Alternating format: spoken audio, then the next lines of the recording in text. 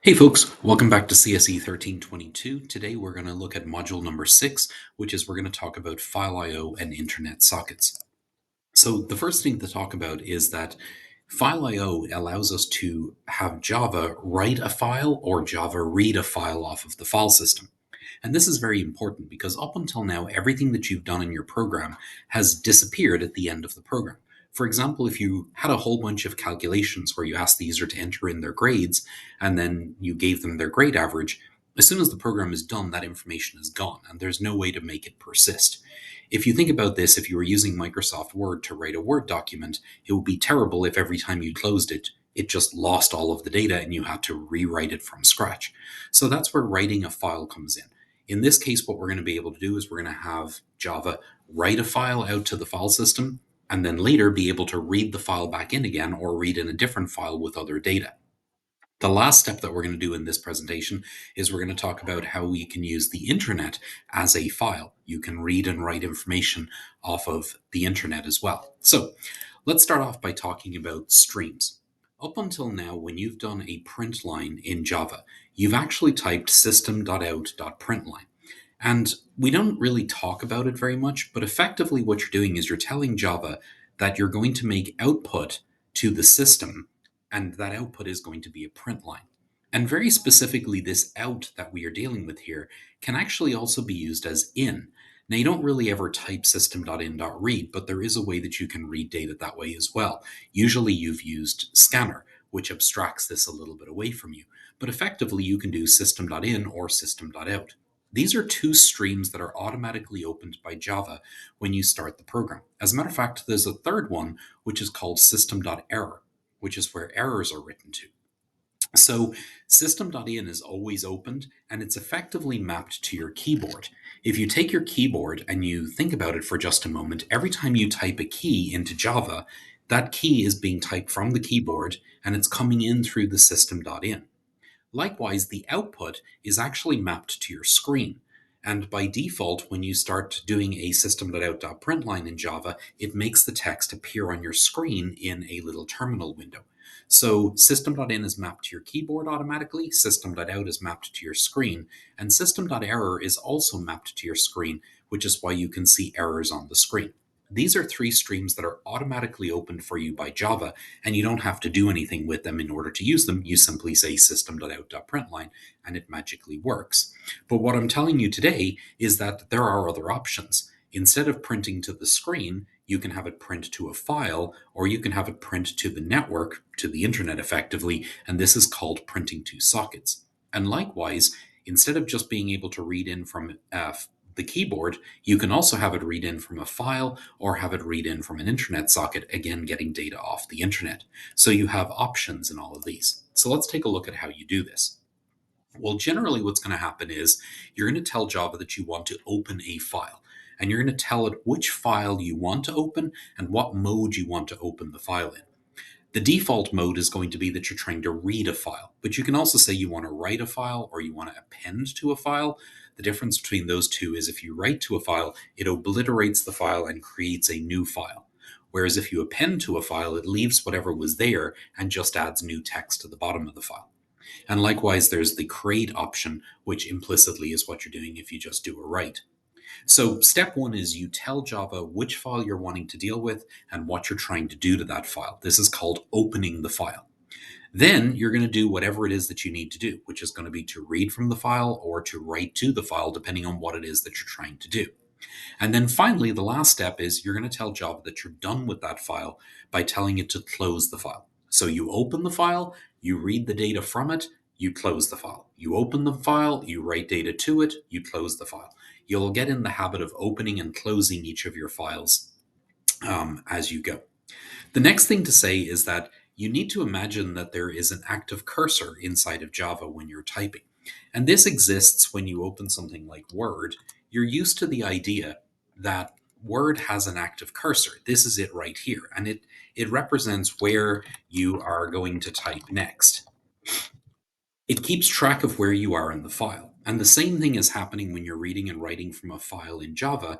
It automatically starts the cursor at the beginning of the file, and then as you print stuff into the file, it goes in line by line. If you do a print, it doesn't put a carriage return. If you do a print line, it does do a carriage return and puts you at the beginning of the next line. So Java has this same cursor.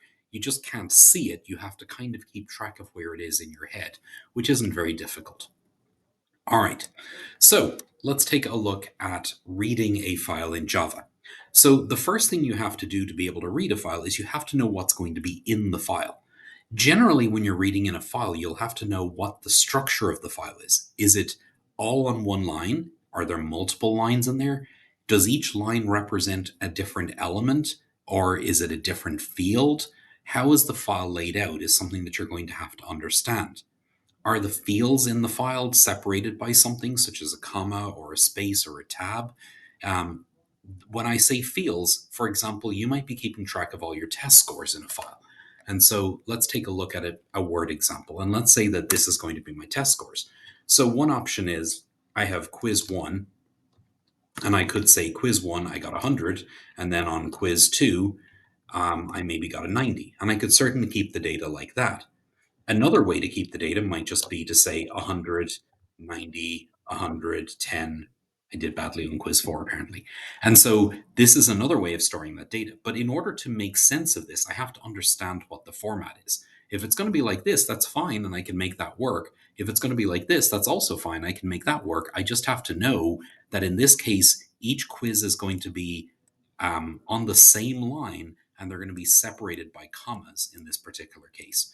Again, another option would be maybe they're separated by a space, and maybe it looks like that. Or maybe they're separated by a tab, and so on and so forth. So there's many different ways that you can store data in a file. A very common one is this, which is what's called comma separated, or CSV. This is a frequently used format just because it's very easy to understand, but there are some limitations of CSV files, which we'll look at as well as we go. So you have to understand what it is you're going to be reading out of the file. So let's take an example.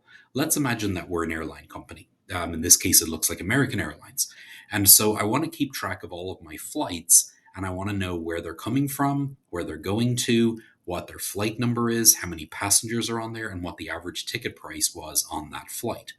So one way that I could encode that is I could make it such that each flight is a row in the file. The first row starts off with AA123, that's my flight number. The second field is the origin airport, BWI, that's Baltimore. The third field is the destination, SFO, that's San Francisco. And then we have the number of passengers and we have the average ticket price. And then a separate flight is on the next line, which goes from Boston to New York and has 150 passengers. Again, this is an example of a comma separated file. And this is a perfectly fine way to write things. Interestingly enough, if you create a file yourself on your file system, and so we're going to go ahead and do this, I'm just going to go into, my file explorer, and then I'm going to go to downloads, and I'm just going to right click and say make a new text file. All right, so that makes a text file, and I'm going to call it mydata.csv. And I'm going to change it from .txt. It was automatically putting that in there. And it says, are you sure you want to do this? And I said, yes. Now, when I open that file, what's interesting is Microsoft Windows already knew that this should open as an Excel spreadsheet. Please notice that this is mydata.csv. And so I'm going to put in my AA123, which was from New York, JFK to Boston or wherever it's going, and the 105 passengers, and they were $22.50. Yeah, good luck on finding a $22.50 flight anywhere. But anyway, so here is the data, and I'm putting that in. If I go ahead and I save this, and I come back out and I open it up with something like Notepad, you'll see what it put in the file here is that it put them in tab separated or space separated in this particular case. But it's allowing me to edit it here in Excel because it understands that Excel knows how to deal with CSV files. This is a very handy thing to do because it allows you to create data in one format and then automatically open it up in another. And just to prove this point, I'm going to close Excel. I'm going to come in and change these to commas just so that they are more consistent. And I'm going to add in another line in here. If you're wondering why it put in the tabs, I don't honestly know because it was called a CSV. So no clue.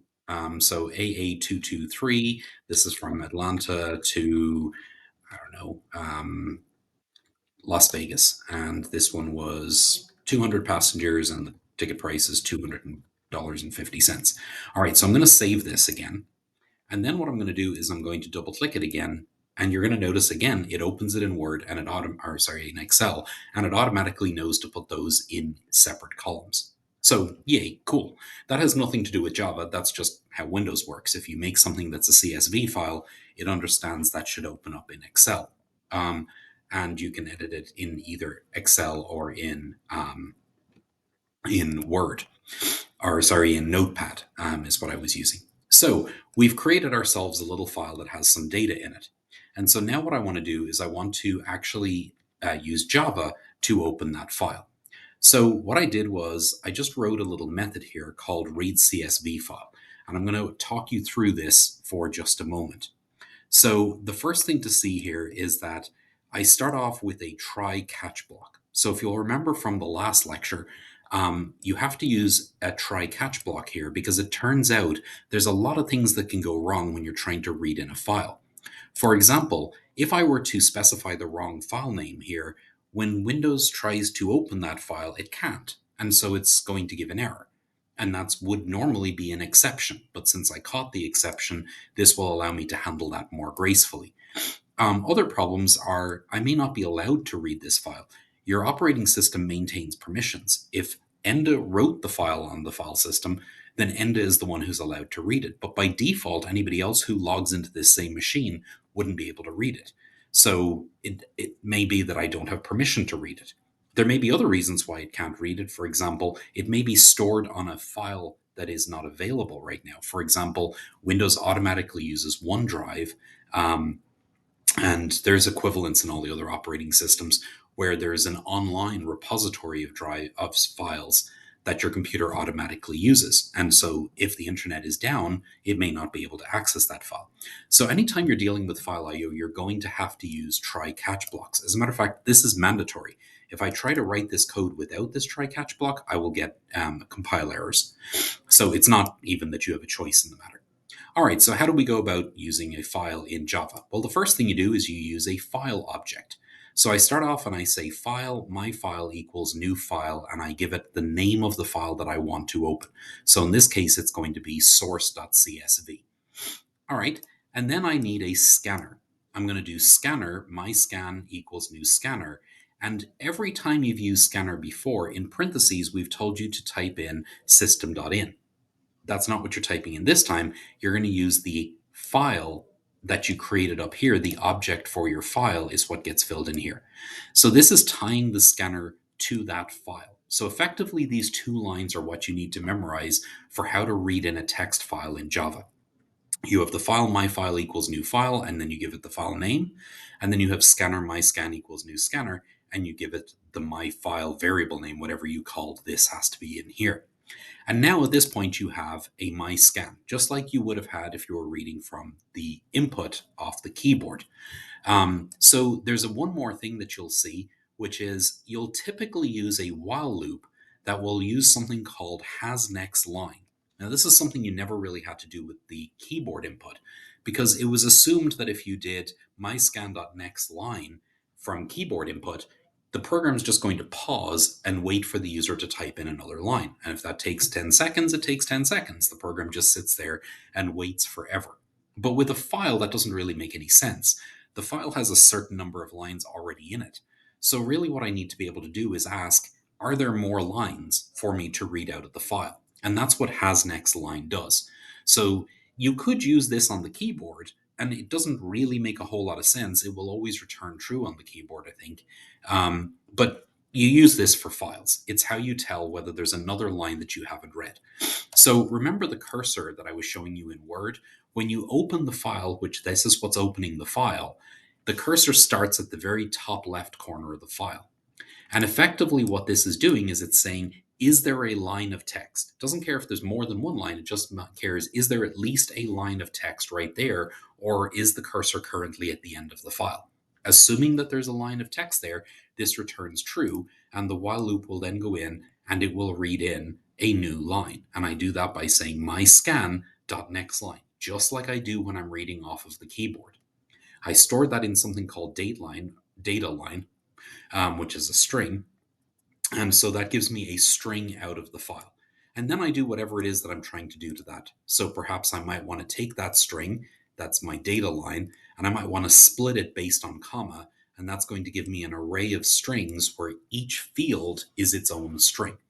So let's take a look at what's going on here. So I've created a file and I've put it in a very specific directory, and I'll show you why I did that in just a moment. But I'm going to go into C:users E Sullivan, and then I'm going to go to idea projects, which is where IntelliJ stores all of your projects. Then I'm going to go into the name of the project, which this project is called M6.1, and I'm going to make a file called source.csv. And I did that with Notepad. I made this file. Um, okay, so here is that file. And no, that's not the file. I somehow managed to close it. All right, let's try that again. Open with edit in Notepad. There we go. All right, so it has 2 lines and it has 2 flights in it. All right, so that's what the file looks like. And in my program, what I did was I read in that line, I tried to split that line into an array of strings called tokens. So what it's going to do is it's going to put that into tokens at position 0, this into tokens at position 1, this into tokens at position 2, tokens at position 3, that whole thing, and then tokens at position 4. And it's doing it based on the comma because that's what I used in this split. I told it to split based on the comma. So that's going to give me an array that's going to have 5 fields in it, 0 through 4. Then I print out that line, and that's all that this method is doing. So really all it's going to do is it's going to print out the 2 lines from the file. So down in my main down here, I'm going to turn on this method and I'm going to run it. And what we're going to see is that down here in my little window, after it compiles and runs the program,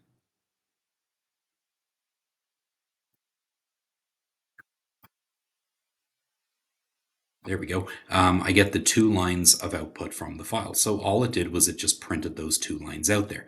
And just to talk about what I was doing in the area where I was splitting it, I'm not really using what I split, but instead of printing out the entire line, I could just print out where the flight's coming from and going to.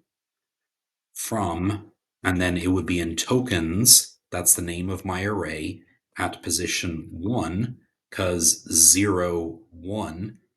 So it's a flight from there to, and then that's going to be tokens at position 2. All right, so let's run that again.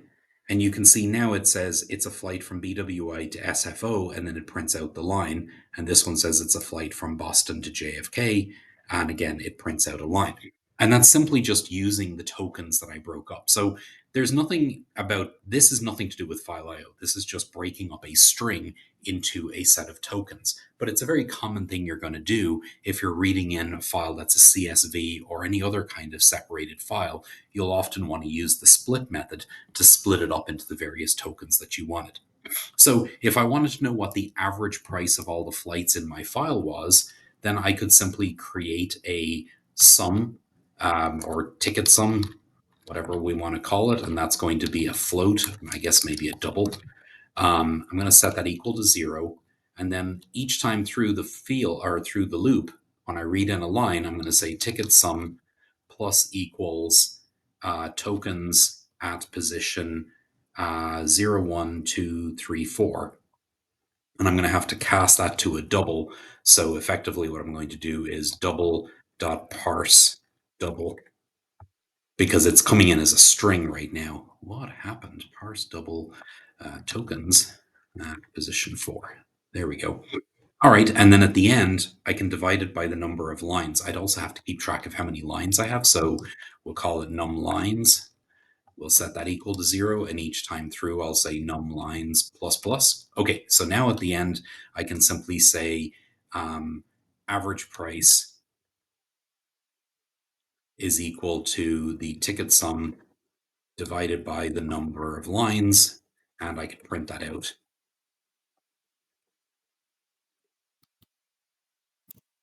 And then plus av price. Okay, so let's run this again, and we still have the same two lines in the file, and you can see at the end it tells me the average price was $164. And if we think about that for just a moment, if these were $239 and these are $89, I could believe the average is 164. That seems about halfway between the two of those two numbers. So that seems like that's working. But the cool part about this is even if I add in a bunch more lines into the file, I don't have to change anything in the program. So, okay, the average isn't actually going to change here. So all I did was I just saved that file. Um, but you can see it still calculated the average, and it did it on 10 flights instead of being just on one. So now I've written a program that can take any arbitrary file as long as it's in this format, and it'll calculate the average price of the flight, which is very useful, right? As opposed to the user having to type it in every time, I can simply have a file, and then the file is read in and it does its magic. Okay, so when you're done with this video, you're going to go off and attempt to do your lab. And you're going to think, Enda told me it's just really simple. All I need is a file and a scanner, and then this has next line, and I need in a next line. And it's not going to work. And you're going to stress for hours trying to figure out what's wrong with it. Let me save you some pain. There are a few mistakes that everybody makes with FileIO. The first is you have to actually tell it to read the line out of the file. It's not sufficient to just ask it, does it have another line? This is a question. Is there another line? That doesn't tell you what's on that next line. It's this line of code that's actually reading the content out of the file. If you don't call myscan.nextLine, it doesn't get it. And as a matter of fact, it works or it will error in a really weird way. I'm going to comment that out and I'm going to run this. And what you're going to see here is that it just crashed. Index one out of bounds for length one. It tried to get the token and then it tried to access it and it can't do that. So you might say, well, what data was it even working on? And the answer is nothing. It was working on null. Because I never read any data out of the file, data line is actually blank. It's whatever I set it to up at the very beginning, which was an empty string. And so it doesn't work. I have to read each line out of the file. And that's done by actually calling myscan, or whatever you're calling your scanner, .next line. You have to actually do that. That's in addition to myscan has next line. So that's mistake number one that everybody makes, is they forget to put this line in, and then they are confused as to why it's either in an infinite loop or it's doing nothing. And very specifically, if I turn off all of this code and I just leave the while loop here, it will actually run in an infinite loop. The program is just running and running and running because it's saying, do you have another line? The answer is yes. Do you have another line? The answer is yes. You're never doing anything with them, so it goes forever. Whereas the moment I uncomment this line out and rerun the program, you'll see all of a sudden it does stop. It doesn't do anything because it did read them in and did nothing to them, but effectively at least it's reading them in, which is what's allowing this to eventually get to the point where has next line is false, because I actually read each line in. So that's mistake number one that everybody makes, and make sure you're actually reading in each line. The second problem, and the biggest problem that everybody has, is this doesn't work. It's going to give you some kind of a weird error about can't find source.csv. I'm going to mimic it by just adding another letter to the end here, CSVX. So what you're going to get is this mistake. Error, source.csvx, the system cannot find the specified file. Okay, now even when you actually do put that back in there and it's correct, you may still get the same error. Why is this? Well, you have to be careful about which folder you're putting the file in, because your computer has many hundreds, if not thousands, of folders. So you can't just put this source.csv anywhere and expect it to work. I'm going to cut this file and I'm going to stick it out on my desktop, which is what a lot of people end up doing. Here it is out on my desktop. Paste. Wherever paste is nowadays. There it is. Okay, and now I'm going to run my program, and it doesn't work. Source.csv, the system cannot find the specified file. But there it is. I told you it's right there. Why are you not working? The answer is this is not the folder into which IntelliJ looks for files. So where is that folder? Well, this is the other problem that you're going to have. So again, I'm going to cut the file and I'm going to show you slowly where you put it. So I'm on a Windows machine. If you're on a Linux machine or a Mac, the answer is going to be slightly different. But let's deal with Windows first. On Windows, it's going to be in C colon, which is under my PC. And then you go to users, and then you go to whatever your username is, which is eSoli13 for me.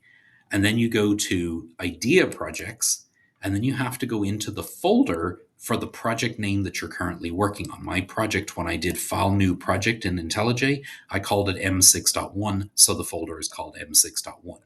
This is where I must put the file. If I put it here, it will work. It reads the file and does what it's supposed to do.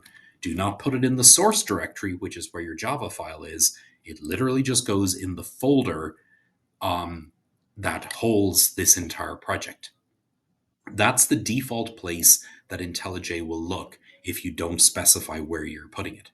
Okay, if you're a Mac or a Mac or a Linux user, then instead of C colon, it's just going to be slash, and then it's slash user slash your username slash idea project slash m6.1. So again, you're going to have to use your Finder or whatever to get to that location to put the file in the right place. And then finally, make sure that you named the file the right thing. I will tell you, when I started coding this today, just to have it all pre-coded before I did the video, I accidentally called this source.csv.txt. And that doesn't work because it's not source.csv. It only reads it if it's source.csv. So make sure that the file name is correctly named for it to work. All right. If you don't want to put the file in that folder, and you very specifically do want to put it on your desktop for whatever reason, then that's okay. You can do that and you can make it work. The only thing is you're going to have to tell it where the file is. So in this case, you're going to have to put in a fully qualified path. So on Windows, I'm going to have to type in C colon user, and you're going to have to do 2 slashes, eSoli13, and then this is a capital U, although in Windows it doesn't matter, in Unix it does. I believe it's desktop. And then I think it's source.csv. Let's see if that worked. Yep, that worked. And so that's the correct location for my desktop, because that's the actual folder that my desktop is in. And so if you put it anywhere other than the main folder for the project, you have to tell IntelliJ where it is. Okay, so the simplest solution, again, is to put it in the actual folder for the project, which again is located in, yikes, C colon users, your username, whatever it is. It won't be eSoli13 for you. Idea projects, because that's where IntelliJ keeps its folders, and then m6.1 is the name of my project. That's where I put the file. And now I can go back to simply saying source.csv. Okay, so that was a very long explanation for making sure you put the file in the right place. It's very long because this is what confuses everybody. They write their code, it doesn't work, and they spend hours trying to figure out why it's not able to see the file. It's because you have it in the wrong folder or you misnamed it. It is very picky. You have to name it exactly what you actually named the file. So make sure you match it exactly. Okay, so that is how you read in a file in Java. Here is that same code, or pretty much that same code, for reading in a file. You need the file, you need the scanner, you need the has next line, and you need a next line to actually read the line in. All that needs to be wrapped in a try-catch block. Pretty much just need to memorize this. You will definitely need to do this on your upcoming tests at some point, so make sure you know how to do it. One final thought that I didn't mention is, in order to use file, you have to import Java io.star. IO exception is in io.star as well, so it's easier to just do io.star to get everything that you need in one go. Okay, so how about writing a text file out instead of reading a file in? So this is going to be done with something called PrintWriter. And so again, what's going to happen is you're going to use a new file and you're going to use a print writer. So I'm going to public static void write file. I'll call it write CSV. And so what I'm going to do is I'm going to say file, my file equals new file. And this time I'm going to call it output.csv. All right, now in order to do this, I have to be in a try catch block. So I'm going to put that into a try. I'm going to do a catch um, of IO exception, which I'll call E, and I'm just going to print out the error if I'm in that state. So system.out.println error, and I'm going to tell them what the error is, which is e.getMessage. I don't know why I called it .e.getMessage, but there we go, e.getMessage. Okay, so I have the file. Now that I have opened the file, I need a print writer. So I say print writer, I'll call it PW, you can call it whatever you want, equals new print writer, and I'm going to give it my file as the input file. And then I'm simply going to say print writer.println, hello. And then I'm going to say print writer.println, this is Enda. I don't know why I made this a CSV file. I'll make it a TXT file because it's really just text. And I can keep writing lines in here. This is the third line. Very exciting stuff. And then when I'm done with everything, I'm going to do pw.close to close out the file. Oops. All right. So that is my write CSV. I'm going to go down to the bottom and I'm going to comment out my read CSV. And I'm going to instead do write CSV. And we're going to run this guy. And the program's going to do nothing on the command line here. It looks like it did nothing. But if I go into my folder, you'll notice that in addition to my source CSV, I now have an output. And I just want to prove that the date here is 4/12, and that actually did make a file. And there's the file. It was just created. Now, if I come into this file and I make a whole bunch of changes to it and I hit save, and then I run the program again, I want you to notice that all of those changes get erased. It's very important to understand that every time that you do a print writer like this, it's going to overwrite the file. So be very careful what file you overwrite. I will tell you, and I'm not going to type this on the screen because I don't want you to follow along, you definitely don't want to put in main.java in there because that will actually overwrite the file that's running, especially if it's in the right folder. So every time that you do this, it creates a brand new file and erases the existing file. So you have to remember what it is that you want to put in the file. That is the default behavior for the print writer. Okay, so again, this slide just has that information. You're going to have a file object, you're going to have a print writer, and then you're going to do some print lines and you're going to close the file when you're done. The only thing that's different between what I wrote and what's on here is that in this case, the file and the print writer are declared and then they're instantiated inside of the try. That allows you to use a finally block where you close it if it successfully was opened. This is the more graceful way of doing it. In my case, I might not close this if there were an exception. Now, truthfully, if there were an exception, then I'm not sure what I just did. Undo. Yeah, there we go. Okay, if there were an exception while I was opening the file, then there's no point in closing it because, well, it never got opened. But if there were somehow an exception during the print, then mine would open it and do the prints up until the exception, and then it would never close it, which is not great. The truth is that as soon as the program ends, it automatically closes all files that you have. And since this program really does nothing other than write the file, it would have closed either way. So it's somewhat superfluous to put this here, but you should get in the habit of closing the file. It's important to do. As a good software engineer, every time you open something, you need to make sure that you also close it and that you close it in a way that it's guaranteed to close. This is, in fairness, better code than what I wrote because it's guaranteed that it's going to close it by the end of this. Whereas in my case, it could conceivably stay open if there were a error in the or a exception during the print lines. Okay, so what happens if I want to append the file as opposed to just overwriting it every time? Well, if I want to do that, I'm going to use a little bit of this layering that we talked about. I'm going to, instead of creating a print writer object, I'm going to use a file output stream object. All right, so the way that that works is I have file f equals new file, and here's my a.txt. And then I use file output stream, which you can call whatever you want, FOS is what they called it, equals new file output stream. And then the first parameter is the file. The second parameter is the word true to say, yes, I'm trying to append to it.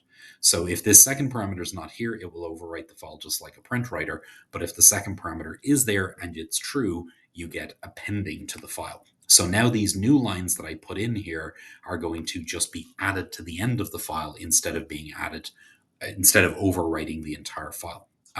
After the print writer is created, sorry, after the file output stream is created, you then use a print writer on that. So there's an extra line in between the file and the print writer effectively. So print writer is the object that you use to write into a file.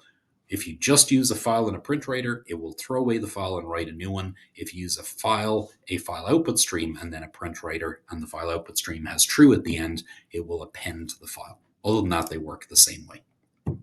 Okay, so we mentioned the fact that file systems are laid out in a way where there are folders, and the folders for these projects are going to be in either C colon user, your name, whatever that is, idea project, and then whatever you named your project, or user, your name, idea project, and the name of the project. Um, all right. We mentioned using fully qualified paths if you don't want to rely on it using the default path.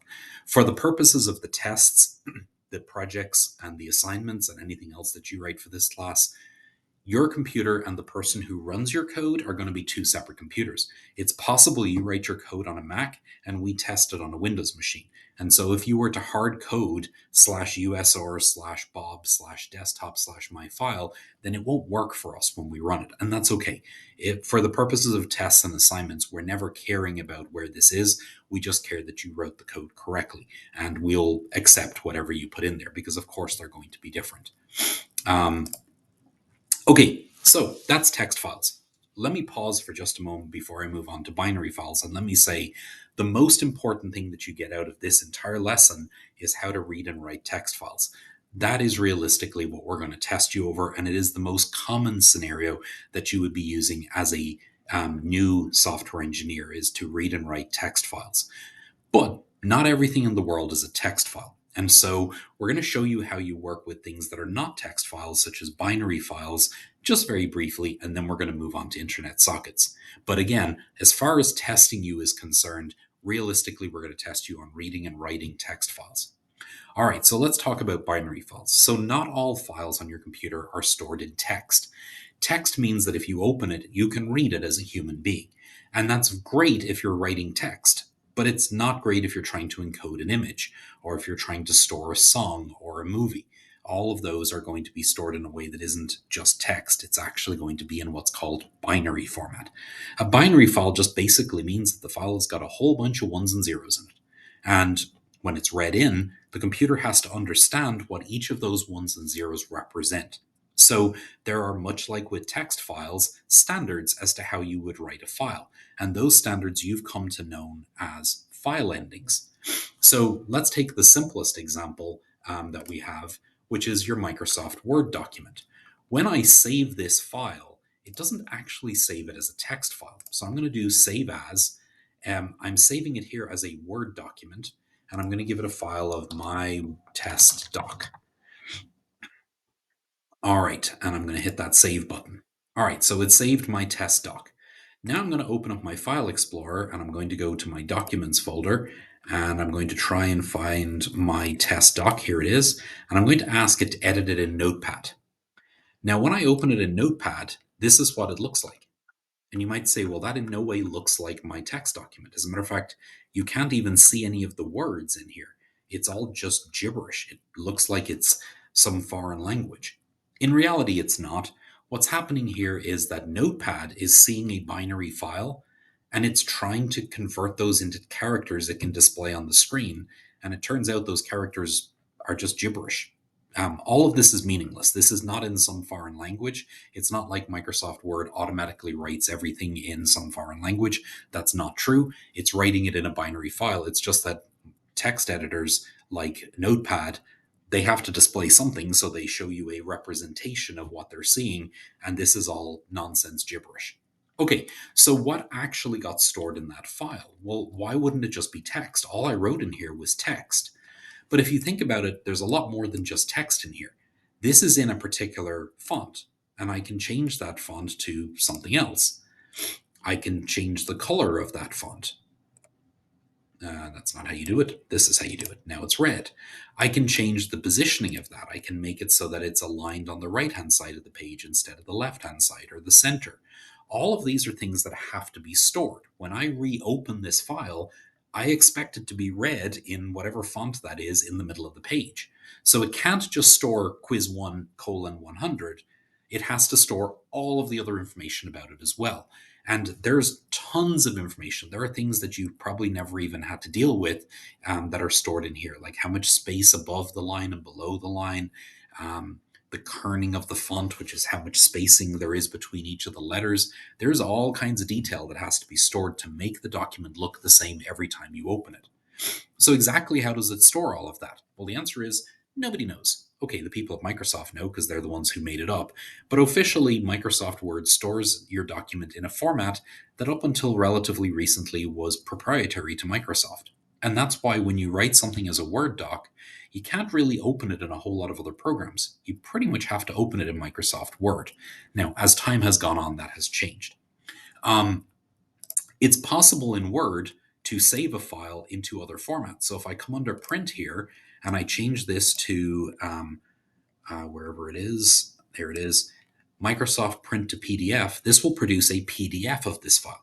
And the way that a PDF is stored is again completely different than the way that Microsoft Word originally stored the document. It's another different bunch of ones and zeros that are written to a file that only have meaning to PDF readers. And so if I then reopen the file, I'm not going to actually open it in Word. I'm going to open it in a PDF reader like Adobe Acrobat Reader or whatever your PDF reader on your program is on your computer. So these are all different formats. And in some cases, the format is proprietary, which means that it's owned by a company and you're not allowed to know the actual format of it. And if that's the case, there's no way for you to write a Java program to edit the file. And you might say, wait, I can write a Word doc and I'm not allowed to know how it actually wrote the Word doc on the file, and that is actually true. You can actually look it up now because people have reversed engineered it, but it took a long time for people to do that.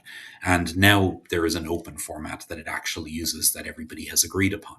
But the reality was, if you open up something like an Adobe, let's say Illustrator or Photoshop, the format of that file is still proprietary. You're not allowed to know how it's actually storing the data. It's up to the program to do that. And any program that reads it in has to be able to understand that format. So you can't really write a program that will take one of those files and do anything with it. All right. So then why would you ever write a binary file? It sounds like I'm telling you, for the most part, you'd never write a binary file. Well, it turns out some of the formats are actually open source. Most image formats are available to the world. And so, at a very high level, if you were to take this little window of me down here in the bottom corner of the screen that has my image in it, how is this actually stored on a computer? Well, really, what it does is, at a very high level, in the top left corner, which is over here, it starts off and it stores the color of the very first pixel. And then it does the next pixel and the next pixel and the next pixel and the next pixel. And it does that all the way across the first row. And then it starts again on the next row. And then it does it on the next row and the next row and the next row. That's pretty much how it stores a picture. When you take your phone and you snap an image, all that really happens is the sensor is exposed to light for a few moments, and every pixel represents what colors of light it saw, or how much red, how much green, how much blue, and it stores that information in a file. And that's what your image file is. That's how you're able to pull up the image later and see it. There are programs that know how to read those files and show you the image. All they're doing is they're taking those same red, green, blue colors and they're drawing dots. And it turns out to our eye, all of those dots add up to a picture. Audio files are very similar. When you're listening to music through your phone, really you're just listening to a bunch of frequencies that are being replayed back to you. And so when it records the audio, it just records all the different frequencies. When you play it back, you're just hearing all of the frequencies, many of them overlaid on top of each other so you can hear harmonics and whatnot, but that's how you get audio files. Movies are nothing more than a collection of images that are shown to you at about 30 frames per second. So it shows you an image, shows you the next image, shows you the next image, and it does that 30 times a second, along with an audio file, which is how you can hear me. So all of that is stored as a binary file, and the formats for those are actually well understood. You can go and you can look at them. So one example is, and you can look all of these things up after you're done with this video. One example is, let's talk about images. So A common format that you're used to seeing is a JPEG or a PNG. Those are very common that you see on the internet a whole lot. But we're going to talk about bitmap, which is BMP, which is the default file format that Windows uses for files. So, what does a BMP file look like? Well, at the very beginning, there's a whole bunch of data encoded in a few bytes that represent information about the file. And so, the first few bits of the file, like zeros and ones, tell you information about it.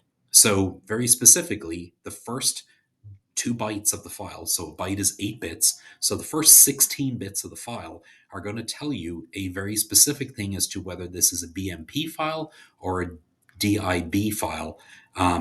If it's a bitmap file, which is again the default in Windows, effectively what they do is they encode the letters BM in ASCII, which comes out to hexadecimal 42 and hexadecimal 4D. Those are the 2 first bytes that are encoded. So every bitmap file that you've ever looked at in the world has those 2 first bytes, those 2 first bytes. The next 4 bytes are the size of the file. So that tells you that if you can only store it in 4 bytes, that is 32 bits. That tells you the maximum size of a bitmap file, because if all of those are 1, that's the biggest file you can store. The next 2 bytes are reserved, and the next 2 bytes are also reserved. When they came up with this format, they thought people might need to do things with the format that they hadn't thought about yet. So they left a couple of blank spots that people can use. If you're manually creating a bitmap, you would just set all of these to 0. Windows will encode some information about what program created the file, such as if you used Paint on programs, or likewise if you're on a Mac or something else, if you're using their photo editor. And then finally, the next 4 bytes tell you the starting address where all the data is stored.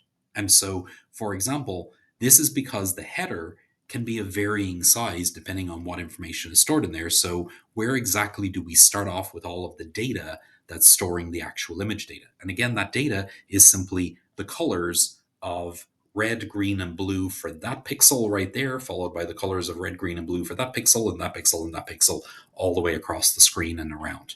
So that's just telling you where all that data actually begins. So what's interesting is you can actually take an image, and here's like an image file, and if you open it up in something called a hex editor, which is just a piece of software you download. If you go Google it, you'll find many of them that are out there for free.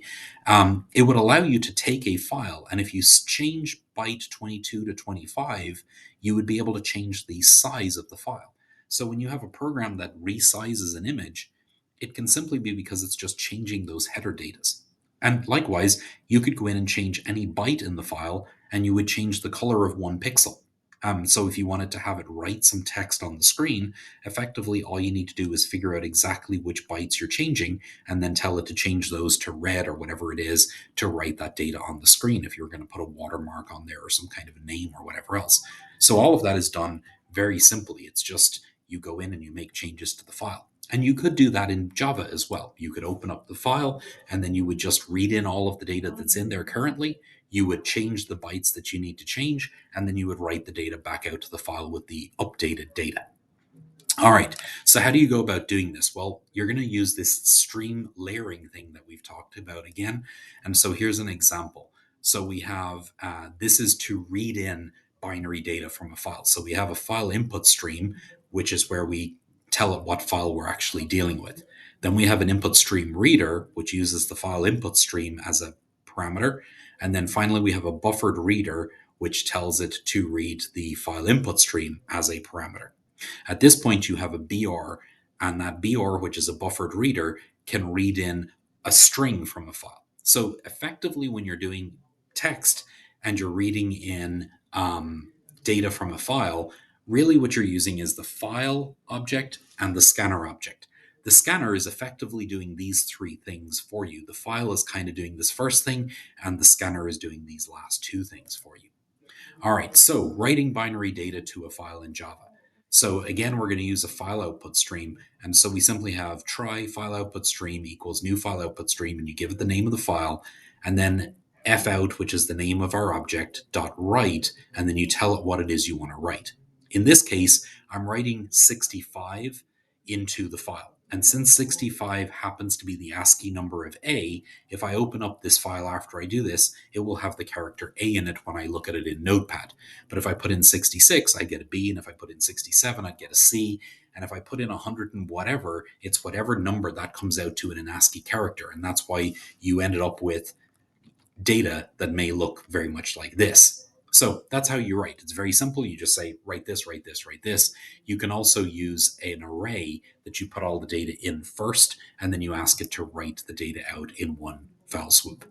All right. So again, let me rest assured, we're not going to ask you to read or write a binary file. There's many reasons for that, but the most obvious is you have to really understand the format of a binary file in order to do anything with it.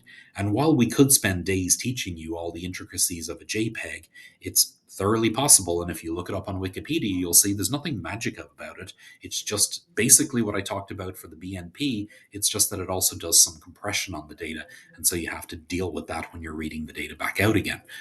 But it's a little bit more complicated than reading and writing text. And as a result, we're going to stick with reading and writing text here. The chances are when you get a job in industry, you're probably going to end up reading and writing binary files if you're on such a team. One person in the company will deal with the reading and writing, or at least one small team will deal with it. If you think about Microsoft Word, obviously there's a team that knows how to write Word documents and there's a team that knows how to read them. And likewise for Excel, and likewise for PowerPoint, and likewise for Access and all of the other products that they make and other companies make. There's somebody on the team who knows the format of the file and they do the reading and writing. They would deal with all of that. Everybody else just calls the write function and hopes that it knows what it's doing. That's the beauty of abstraction. I don't really have to care how that team writes the file out. I just need to know what their method is and what parameters I'm supposed to pass it, and then hope that they know what they're doing, which of course they do if it works. All right. So, software engineering tip, make sure you call the close method on everything that you open. Technically, the close method is optional, but it needs to be called. So why are we saying this? Why it is this one of these things like you should, eat your vegetables? It kind of is. It's just that if your program is going to run for a long time and you don't close out files, you can cause problems. So all operating systems, Windows, Mac, Linux, even the phone iOSs and Androids, they all do file locking. If I try to write to a file and you try to write to the same file, the operating system is going to stop both of us from doing that because the chances are we're going to corrupt the file. Think about it this way. If I open a file for writing and I start putting text in there, and then some other user on the same system tries to open that same file and they start printing text in there, what does the file look like? Does it have my text? Does it have their text? Does it have half and half intermixed? Who knows? It doesn't make sense, so we don't allow it to happen. So when I open a file for writing, I'm granted a lock on the file, and no one else is going to be allowed to open the file. So if another program tries to do an open on that file, you're actually going to get a permission denied because the file is in use. So again, that's part of why you have to deal with exception handling, because you may have a program that works fine the first time, but the second time you try to run it, it doesn't work because the file is still open with the first process running it. So every time that you read and write from a file, you need to get in the habit of closing the file as soon as you're done with it. You have probably never thought about this, but there are programs that run all the time when your computer is booted. From the moment you turn on your computer to the moment it's turned off, there are programs that run continuously in the background. Hundreds of them. They're called services on Windows. They're called daemons on Linux. I didn't make up that name, but that is what they're called. So each of these processes is sitting there and they may have a need to read and write files in the background. It's very important that those processes, those services or daemons, make sure that they're closing the files when they're not using them, because otherwise those files would constantly be locked, which is not desirable because other processes may need to use them. So, for example, you might say, well, what files would we be talking about? On your phone, you have a weather app that tells you what the current temperature is outside and what the current forecast is. How does it do that? Well, a couple of times a day, it checks into a server on the internet and asks what's the current weather forecast for this location. It tells them what location you're in and it gets back a forecast. It writes that information to a file on your phone. And then later, when you open up the widget or you see it on your home screen or wherever the data is displayed, it has to read that information out of that file and display it on the screen. Throughout the day, it has to go check for new updates because maybe it's going to start raining in 10 minutes. It might need to go get an update. So every time during the day that it needs to do that update, which might be every 2 hours or every 5 hours, depending on the program, it's going to have to rewrite the file. So it's very important that the thing that's displaying the file knows that the file is going to sometimes not be there because it's in the middle of an update. It's very important that only one thing is writing to that file, but you may have multiple things that need to read from that file. Different aspects of your phone may behave differently depending on what the weather forecast is. Sometimes you might have a background that displays different colors depending on whether it's daylight or nighttime or whether it's raining or sunny outside. So all of that information is stored in a file. And there's a process, a service, or something along those lines that is getting that information and writing it. It's very, very important that they are always closing the file every time that they write the new data in there. Otherwise, you're going to get corruption on that data. So, again, yes, it's kind of eat your vegetables, but it's very important that every time you open a file, you go ahead and close it. Always get in the habit of everything you open, you close. There are other things you're going to learn how to open. In a moment, we're going to look at internet sockets, but you may also be opening databases. You may also be opening other resources on the computer, and all of those need to be closed as well once you're done with them. So make sure you close all file streams that you open or sockets that you open. One caveat here, which is standard in, standard out, and standard error that we talked about at the beginning of all this, they need to remain open. You can actually call close on each of them. It's not going to work well for you, so don't do that. But they are streams just like everything else, and they can be closed. There's no practical reason to do it, but it is possible. Okay, the last thing I'm going to mention about reading and writing files is the buffer. When you actually tell your computer to write something to a file, like a Word document, when you hit the save button, the chances are at the exact moment you hit the save button, it doesn't actually write it to the file right there and then. The truth is, writing to a file is really slow. Compared to reading and writing from memory on the computer, it is 10x or 100x slower. And so, to make things work efficiently, your computer lies to you all the time. When you hit the save button, it doesn't actually save it right at that moment. It remembers that it needs to save it, and then it goes in the background and goes ahead and does that save. Think of it like it's a thread, which we're going to look at a little bit later on here. And so, effectively, what's happening is it's putting the output that you need to write to the file into a buffer, just a storage place, and then as soon as it has an opportunity, it goes ahead and writes the data out onto the disk. The problem with this is it's very inefficient for it to have to write to a file. So if you were to write a program that said, write the letter E to a file, now close the file, now reopen the file, now append the file, now add the letter N, now close the file, now reopen the file, it's going to look at that and it's going to go, yeah, I'm not going to do any of that. So what it's going to really do is it's going to let you pretend like you're doing that. It's going to write the E, the N, the D, and the A into the buffer. And then whenever it has a moment that it's not busy, it's going to flush the buffer and actually write the data out onto the file. Everything on your computer actually works like this. If you are typing on the keyboard, do you think that Java is actually waiting for every keystroke that you type? Let's just take a moment and say, if your processor is a 3 gigahertz processor, which is a very reasonable speed processor that you can buy today, that means it can do 3 billion things per second. Your keystrokes do not come in at 3 billion characters per second, guarantee you. So in reality, while you're typing on the keyboard and it's supposedly waiting for you to give it an input, it doesn't actually wait for each keystroke. It just lets you type them into a buffer. And then whenever it gets enough data in the buffer that it cares, it reads all of it out of the buffer at once. It's not actually doing it keystroke by keystroke like you might think it is. So the buffer is there and it's a very important thing. It's used all the time in computer science. Likewise, if you think about it this way, when you write a new order to Amazon, do you think that the moment you hit the save button that they're immediately going and fulfilling your order? No.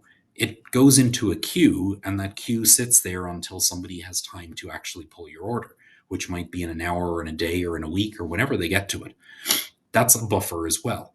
And buffers are used because they allow you to control the speed at which you're dealing with things. Keystrokes on the keyboard are really, really slow. Writing files can be really, really slow.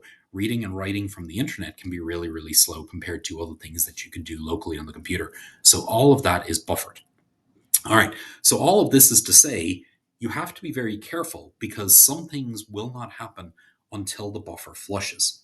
If you write a file in Java, so you use the print writer that we just saw, and you tell it to write all this data into a file, until you close the file, the chances are it didn't actually write anything yet. Even though all your print statements have happened, your print lines, your print writer.print lines, they've all happened, they're probably not actually in the file until it gets to the close. At the moment it gets to the close, that's when it actually writes all the data to the file because that's more efficient. So, all of that is to say, all the data that you are reading and writing on the computer is actually going in and out of buffers. Those buffers get flushed when you close a file. So, especially if you're writing a file, very important that you close the file when you're done because that's when it's actually going to flush the buffer and put all of that data in the file. Likewise, for reading, sometimes it won't have actually read when you tell it to read, and you're going to have to wait for it to come out. So that brings us to the flush command. And any of the reading and writing operations that you're doing, you can call flush on, and it will tell it right here and now to actually read it and write it to the file system. If you're relying on a piece of data having been read or written, then it's important that you actually call flush. If you don't want to deal with this, just make sure you close the file and don't assume the file is there until you've called the close method, because the close method will automatically flush the file for you or flush the buffer for you. So, important life skill, remember to flush. Every time that you have a input or an output source, make sure that you actually flush it. All right. So that brings us to the last topic of this video. In the last topic, what we're going to talk about is the ability to read and write from the internet instead of a local file.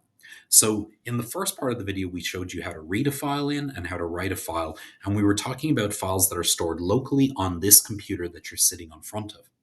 What we're now talking about is I want this computer to talk to another computer somewhere else on the internet. So this is done with a socket. And I'm going to show you a little bit of code here. So what this is doing is this is going to open up the front page of Google and it's going to read that page in. So what I'm talking about is if you open up a web browser, which I can find a web browser somewhere in here. Let me close all these windows that I don't need anymore. Funnily enough, this is a web browser. Okay. So new tab, google.com. All right, this is the homepage of Google. And you've seen this a million times in your life. What I'm doing is I'm going to read this page in to my Java program.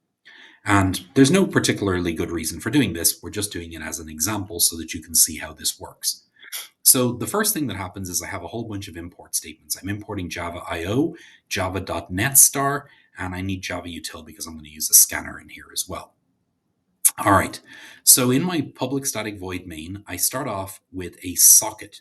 So a socket is like a file, except it's not necessarily local to the computer. It's somewhere on the internet. And so I'm saying socket my socket equals new socket, and I'm giving it www.google.com and 80.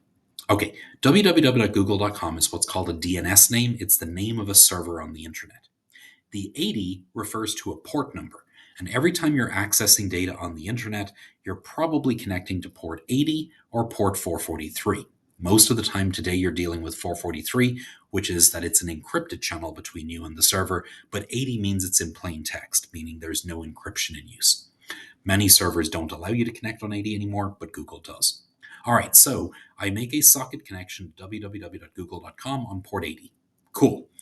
Now what I'm going to do is I'm going to have an output stream, which is going to do mysock.getOutputStream. Mysock is the name of the socket that I just called, and getOutputStream gives me their output stream.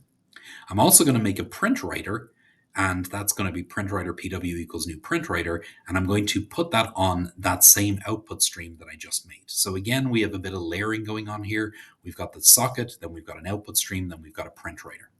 And to that print writer, I'm going to print get index.html and 2 carriage returns.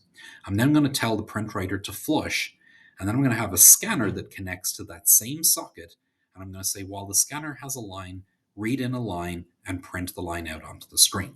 Okay, so what is actually happening here? Well, If I were to open up a command prompt in Windows, there's a program called Telnet, which is installed sometimes, but it's not on this machine. So let me jump to a machine that it is installed on. Give me just a second. Don't worry about any of that. Okay, so I'm going to type in Telnet. You can do this on Windows. It's just not installed, but you can certainly install it if you want to. And I'm going to say www.google.com and then 80, which again is that port number that I'm having to type in. When I hit enter, it says, okay, you're connected to google.com. What is it that you want to do? And the way that web servers work, when you open up your web browser and you type in google.com, what actually happens is your web browser makes a request to the remote web server, and it asks it to give me the home page. So the way that I do that, the particulars of the command is I say get, which is I'm asking for information, slash is I'm asking for the home page, and HTTP 1.0 is the protocol that I'm speaking. I'm going to hit enter twice, and you can see it gave me back a whole bunch of gibberish. I'm just going to bring this window up to full screen. So at the very top of this window, this is my command that I typed to the server. So to be clear, I connected to a server at Google and I asked it to give me the home page. That's exactly what your Chrome or Safari is doing for you. What the server at Google said in response was HTTP 1.0 200 OK. So it acknowledged that this was a valid request. That's what a 200 number means. And it said, OK, I'm going to answer this request. According to the server, it's currently this time. It's going to quote the time in Greenwich Mean Time because with the internet, I don't know where that server is. Likely with Google, I'm probably talking to one in Atlanta, but depending on where you are in the world, you may very well be talking to one somewhere else. It says this data that it's about to give me expires immediately. So if I ever need this page again, I have to come and ask for it again. So don't store it. It says the maximum age that you can store is 0 seconds. So you're not allowed to store this data. And that's because they want to be able to give you a new version every time. And then there's some other stuff in here, like this is telling me it's going to give me information back in a format that's called text HTML. And the character set that it's going to speak is International Standards Organization 8859 1, which is English. Now, if I'm in another language or in another country, this will come back differently. All right, it then tells me some security policies. It tells me some pretty good privacy information. It tells me some other information. It tells me that I'm supposed to put a cookie in my browser. This cookie is for the domain google.com.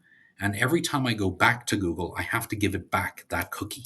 So every time I make a future request, I would tell it, by the way, here's the cookie you gave me earlier. And that's how it can track who I am. That cookie is so that they can keep track if I'm the same person coming back. It's for advertising, but it's also so that they know if you've previously logged in that you are already logged in. It actually set two cookies. There's another one here that's set on the path slash of google.com as well. And then finally, it says accept ranges and accept encoding. And then there's a blank line. So again, I sent this request to the server. I hit enter twice, which is why this blank line is here. And then the server responded with this information. The beginning part of that is called the header, which the server gives me a header every time just to tell me some default information about what it's doing. And then it gives me a blank line, and then it actually gives me the data that I asked for. Now, you might say, how is this the data that I asked for? This in no way looks like the Google homepage, which is what I said this is. But actually, if we look on this page, the word Gmail is on here. And if I were to search through here, well, here we go, copyright, the Closure Internet Authors. If I were to search through here far enough, I would eventually find that word somewhere on the page. The rest of this is JavaScript, CSS, and HTML, which is just the way that the page is formatted. It looks like a whole bunch of gibberish, but if you understand it, it's actually not that bad. I'm trying to find the word in here because all of this is script. Here we go. Okay. All right. So here is, for example, span class maps span. So that's because in this page here, you will see a link to maps, which is right here. That's where that code came from. And likewise, there's other things in here like um,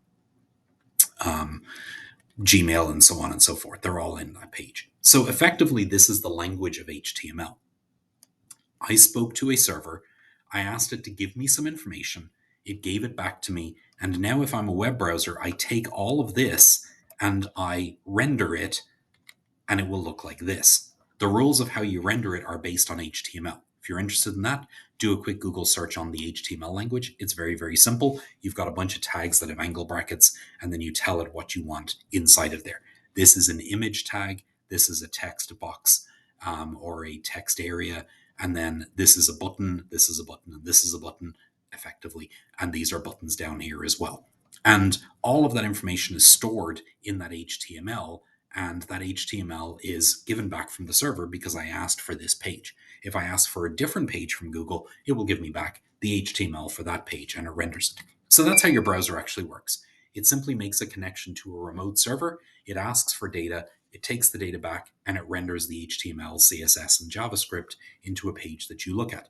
And then you interact with that by typing new information into the search box. You hit search, and then it comes back and gives you back the answers that you got from there. All right, so what does all that have to do with Java? Well, I can do the same thing in Java, and that's what this code did. This gives me all of that same data that I just showed you in that little window. The telnet command that I ran on Windows or on Linux, which is what I ran, is just doing the same thing as making a socket connection to that server on that port. And then I was able to type in get/index HTML carriage return, and it gave me back the data, which I read back out of here. So this allows you to connect to a remote server and ask for information. Cool. Why do you care? Well, first off, somebody wrote your browser. So your Chrome browser that you've been using all of this time, which I can never find, was written by somebody. Ironically, in this case, it was written by Google. But it's just a program that runs code, and it executes socket commands to get information off of the internet and show you that information. That's how the internet works. It's a remote server somewhere out there in the world that I can ask a question and it gives me back answers. That's how all search queries work. When I type a query in here, like, what is the weather tomorrow? What's really happening is my computer does not know the answer to that. Okay, not now, go away. My computer doesn't know the answer to that, so it asked Google. It made a connection to the Google server and it sent that query, the text that I typed, to the Google server, and it gave me back this answer, which my browser then rendered in here. My computer doesn't know this answer, it's simply getting it from a remote server. The same is happening on your phone for every app that you use. When you open up Instagram, it's not like your phone has all of the pictures that all your friends took. It makes a connection to a server and says, give me the current pictures. And then the server sends a whole bunch of photos with data on them, and your phone renders that so that you can see your feed. And when you click on something, it sends a request to the server and says, give me more information about that, or I have liked that photo, or whatever it is that you did in the app. That information is stored on the server so that everybody else can see it. So it's a back and forth across the internet that allows you to make questions or ask questions of a remote server and get information back. All of this is to say, reading the Google front page is not in any way useful. This code is completely useless. I have no idea why you would ever use it. So let me give you something that's more useful. There are a whole bunch of things on the internet that people have made that allow you to use information that's out there. And so things like Instagram and things like Snapchat and all of these apps that you use, they're all just accessing a remote server and they're asking it questions. The way that they ask the question may be proprietary to that particular application. But in some cases, they make it open source so that anybody can ask questions to it, or at least some parts of it maybe anybody can ask. And so all of these are circumstances where you're making questions, asking them to a remote server, getting information back. And the short name for this, there are many different names for this, but a short name for this is called an API. An API is basically where somebody on the internet has made a bunch of information available through remote calls that you can make. I want you to think of these like they're method calls in Java. So you can make methods at the top of your file in your class file. And then later in your main or in any other method, you can call those methods. And when you call a method, you know that you can pass it parameters and you get back an answer.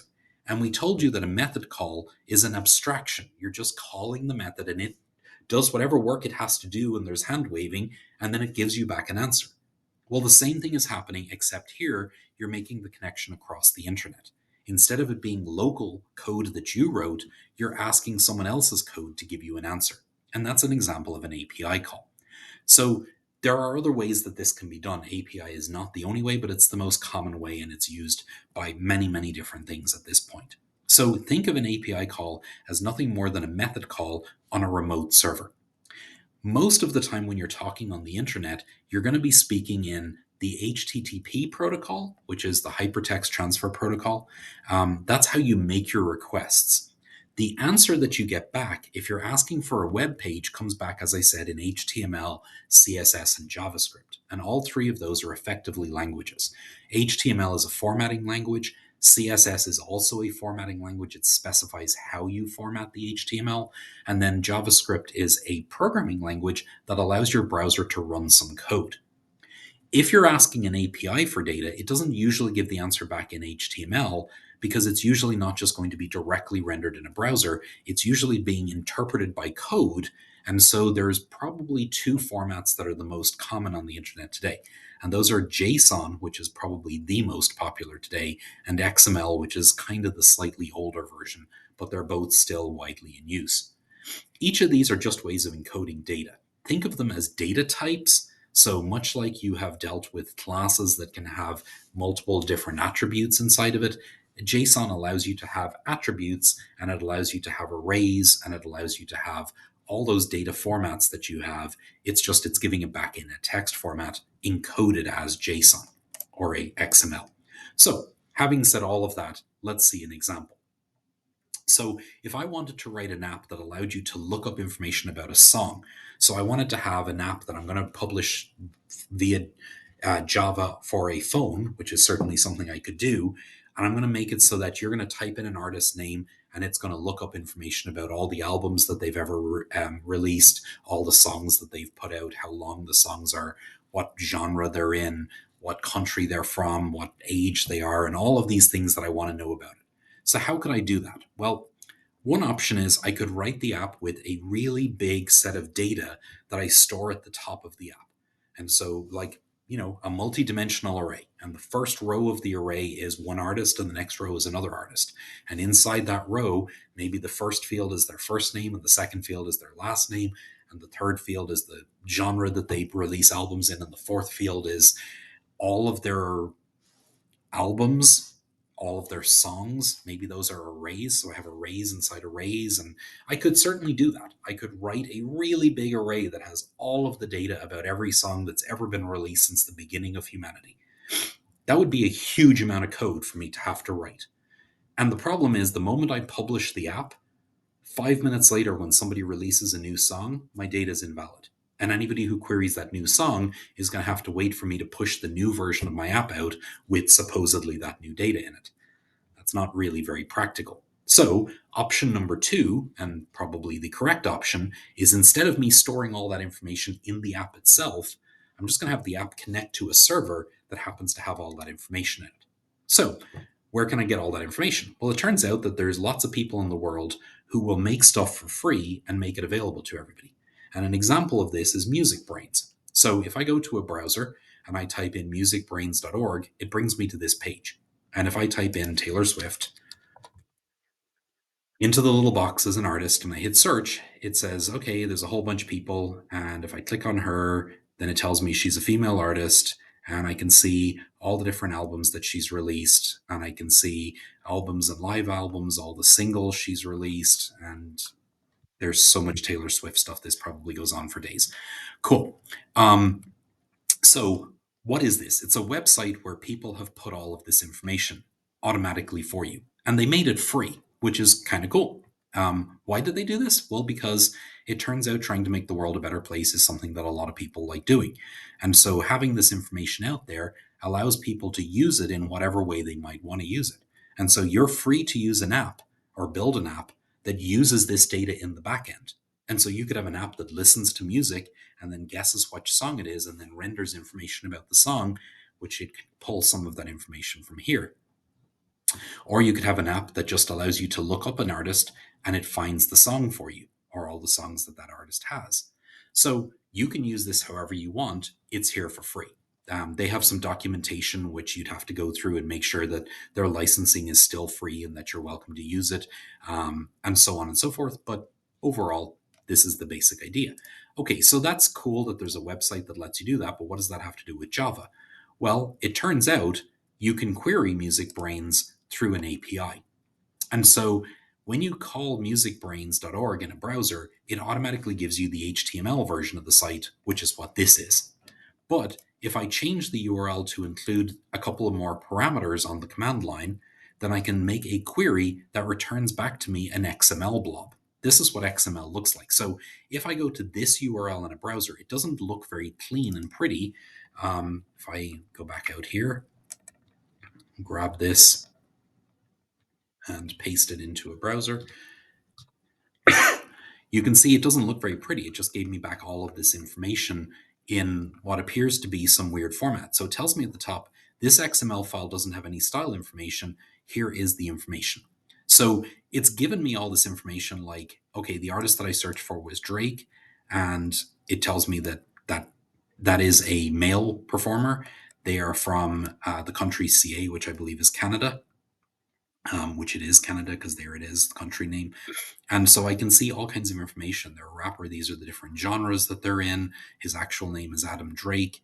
Um, uh, United Kingdom, it looks like he's got something from there, and so on and so forth. So all this information is here, and it'll include all of the albums that he has. This format is called XML. They're using tabs that look like um, um, HTML. As I mentioned, HTML is just tags that are in these little angle brackets like this, but HTML is a very specific set of those tags. XML is a generic form of that, and so the particular thing I chose was lifespan. Has his lifespan ended? Apparently, the answer is false. So that means he's still alive. That's how they encoded the fact that he's still alive. And so there's all kinds of information in here, and you can certainly go through all of this and look at the information that's in it and find songs and whatnot. So effectively, what you can do with this is you can write a Java program that makes a call to this remote URL, get some information back from you in XML, parse that information, and then render it somehow on the screen. So let's take a look at the code to do that. So again, at the top, we're going to have a bunch of imports. We're importing util scanner and socket and IO exception and output stream and print writer. So we've got all the imports that we need up there. And then we're going to make a call from our main method to look up an artist. These slides were written a while ago, so we'll just go with it. All right. Over here, we have the artist lookup method. And so effectively, this takes in an artist name because I want it to be generic. I don't want to always look up one artist. And then it makes a connection to that string using the socket that we looked at before. It sets up the output stream and the print writer, and it prints to it a couple of things. It has to tell it a host name, and it has to tell it a user agent. Now, what is this? I didn't do this when I made a connection to Google.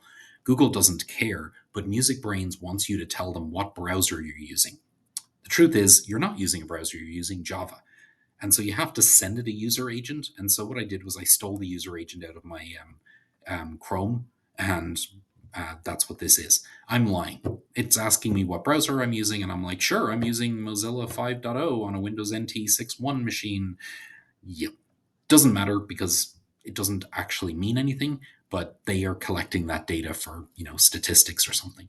So I have to send this. That's why I'm doing it. And how do you know that you have to send it? If you read their documentation, it tells you. You also have to give them a host header, which tells them the name of the machine you're connecting from. And again, they're just storing that so that they have information. All right, so I'm printing the get query string, which has the artist name embedded in it, and then I'm sending the host and the user agent. I'm sending a blank line, and I'm flushing. And then I'm using my scanner to read what I get back from it, and I'm pulling back all of that data. If I print all this out on the screen, I'm going to get a whole bunch of data. So I've just copied and pasted this method into the browser. It is called artist info right here. This is literally a copy and paste out of the slides. And so I'm just going to do a call with Swift as my parameter. And when I run this code, what we're going to see is I get back this very long line of data. And if I scroll over just a little bit, you're going to see artist list, person, Swift, Taylor, gender, female, and so on and so forth. And so all of this information is in here. This is a huge long line. And my Java code would now need to do something with that line, like actually read it in and pull the information out of it. But I think you can start to see how I could make a very useful app without having to have all of the information locally here on my computer. I simply make a connection to a remote server that has the information and I do something with it. This is not the only API out there. This is just a random example.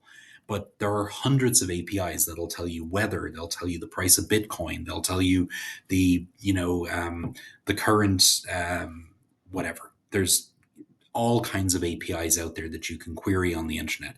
Do a Google for free APIs. There are also ones that are paid. So, for example, if you want to process a credit card so that people can type a credit card into your app and then you get that information and you charge the credit card, you don't actually have to connect to the bank. You use a third party service, such as somebody like Clover or Square, or there's a number of them that do this, and you tell it the information that the user gave you, like the credit card information, the expiration date, and all that, and then it charges it and actually puts the money in your bank account. And again, that's done through an API, but they charge you for that API. Every time you make a call, they take a small profit out of it so that they're making money, because otherwise, what are they doing? So there are free APIs. There are also paid APIs that exist out there that you can make calls to, but they all work the same way. All you really need to get out of this whole big long thing about how to connect to the internet is really you just need this socket information. A socket name equals new socket. You tell it the name of the server you're connecting to, and usually either 80 or 443. And then you use an output stream to print the request, and you use a scanner to get the information back in. So that's the high level version of this. The code that we provided you here allows you to do something. You could take this code and start actually looking through that string that you get back and maybe pulling out a list of how many albums they have and printing that on the screen. And all of a sudden, you'd have a pretty cool app that allows you to do all kinds of neat stuff with music. And again, examples of this exist for other things. So, in this section, we looked at a number of things. First off, we looked at reading and writing text files. That's the part we're going to test you on. The second thing we looked at is reading and writing binary files. And it's important that you understand that that's a possibility, but we're probably not going to ask you to write that code on a test. The third thing that we looked at is how to read and write from the internet. This is something that is actually relatively easy, and we could ask you to do it on a test, but the chances are we're probably going to stick to reading and writing files. But I do want you to understand how it works, because it is actually a useful skill. It's probably one of the more useful skills that you've gotten so far. And it is something that a lot of applications will do in the real world. All right, so that is FileIO. I will see you guys in the next one.